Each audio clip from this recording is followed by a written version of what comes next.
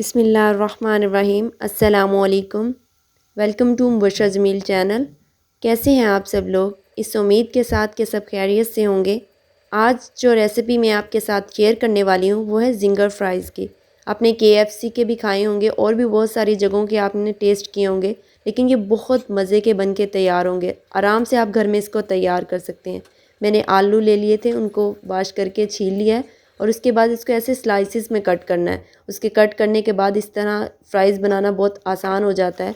और इसी तरह से आपने ना मोटे कट करने हैं ना ज़्यादा बारीक। और इसके बाद ये साथ साथ पानी में डालना है कि काले भी नहीं होंगे और इसका स्टार्च भी रिमूव हो जाएगा। और अब हमने एक बाउल ले लिया है, उसमें मैंने 1 बड़ा कप मैदा डाल लिया है।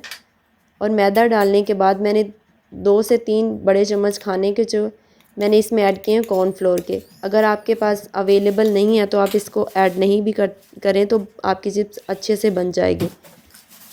और इसमें मैंने 2 टीस्पून तकरीबन लाल मिर्च पाउडर ऐड कर दिया है और 1.5 टीस्पून मैंने नमक ऐड किया। आप अपने जिस तरह से आपको स्पाइस पसंद है उसके मुताबिक इसमें डाल सकते हैं। अगर आपको ज़्यादा पसंद है तो आप इसमें मिर्च और नमक जो है वो तेज़ कर दें।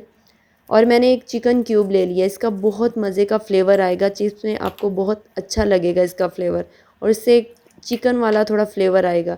तो इसमें थोड़ा सा पानी डाल लेंगे। एक क्यूब मैंने ले लिया चिकन क्यूब, ये आसानी से अवेलेबल है, आप किसी भी स्टोर से ले सकते हैं इसको।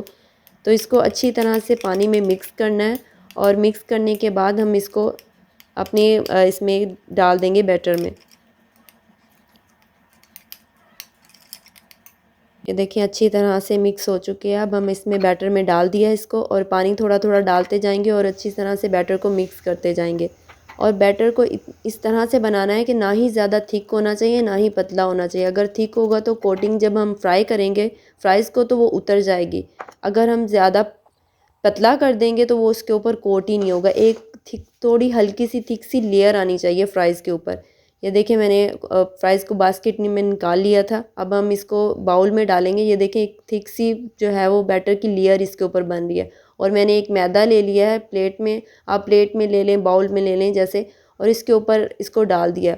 और मैदा इसके ऊपर ऐसे कोट करना है, इसके ऊपर डाल देना है कि उसी से क्रम्स बनेंगे अच्छी तरह से। इसके अंदर अगर हम ऊपर से मैदा नहीं डालेंगे, ये मैदे के अंदर छुपी हुई नहीं होगी फ्राइज़, तो वो क्रम्स जो हैं KFC वाले या जैसे हॉट विंग्स के ऊपर क्रम्स होते हैं वो वाले क्रम्स नहीं बनेंगे।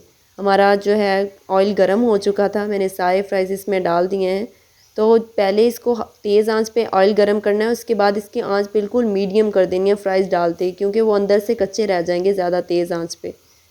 तो ये देखें हमारे फ्राइज़ जो हैं वो फ्राई हो रहे हैं, तकरीबन हाफ से ज़्यादा फ्राई हो चुके हैं। ये देखें कितना मज़ेदार सा कलर उनके ऊपर आ रहा है, लाइट गोल्डन सा कलर है। ऊपर क्रम्स देखें कितने मज़े के क्रम्स बने हुए हैं इसके ऊपर।